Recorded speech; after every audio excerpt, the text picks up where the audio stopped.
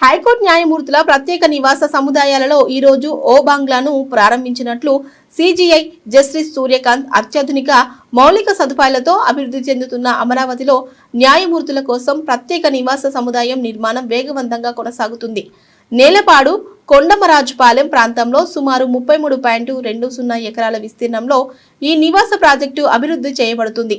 మొత్తం 36 న్యాయమూర్తులు బంగ్లాలు, అదనంగా భవిష్యత్తు అవసరాల దృష్ట్యా 13 బంగ్లాలకు స్థలం, అలాగే గౌరవనీయ ప్రధాన న్యాయమూర్తి గారి కోసం ప్రత్యేక బంగ్లా నిర్మాణం ప్రణాళికలో ఉంది.